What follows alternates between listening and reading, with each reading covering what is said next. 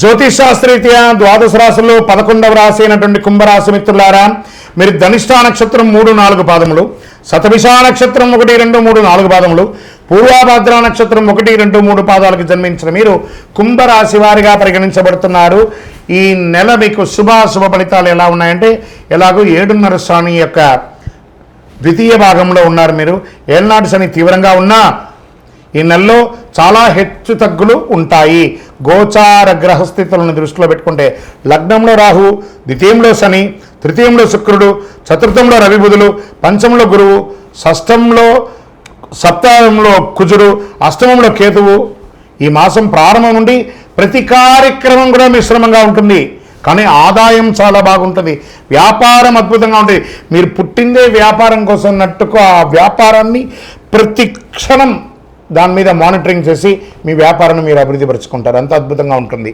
ఏ విధమైనటువంటి చిన్నపాటి అవకాశం ఉన్న వ్యాపారంలో మీరు ప్లాన్ చేసుకోండి.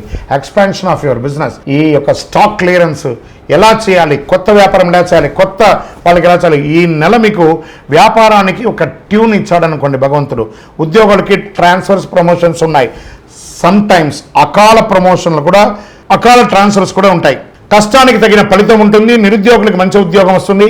ఏళ్ళనాడు శని వల్ల కొన్ని సమస్యలు ఎదురైనా మనోధైర్యంతో దూసుకెళ్తారు. మీరు భాగస్వామి విభేదాలు, ఉద్రిక్తలు, వివాదాలు ఎదుర్కొంటారు. అన్నదమ్ముల మధ్య, అక్కచెల్లెల మధ్య బంధం కష్టతరం. ఏదో రకంగా బయటపడాలని చెప్పి పైన నవ్వుతూ లోపల నిజమైనటువంటి మీరుగా కనబడుతూ ఉంటారు. ఒక ఆప్యాయత అనేది కనబడకపోవచ్చు, అది జాగ్రత్త పడండి. ఒకానొక సమయంలో అన్నదమ్ముల అక్కచెల్లెలు విడిపోయే అవకాశాలు కూడా ఉన్నాయి.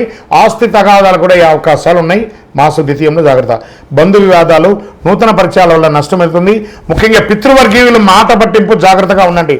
మన అన్నదమ్ములే కదా, మన అక్కచెల్లెలే కదా, మన తల్లిదండ్రులే కదా, కాస్త ఓపిక పట్టండి. కూర్చొని మాట్లాడుకోండి, సర్దుకుంటుంది అన్నీ కూడాను.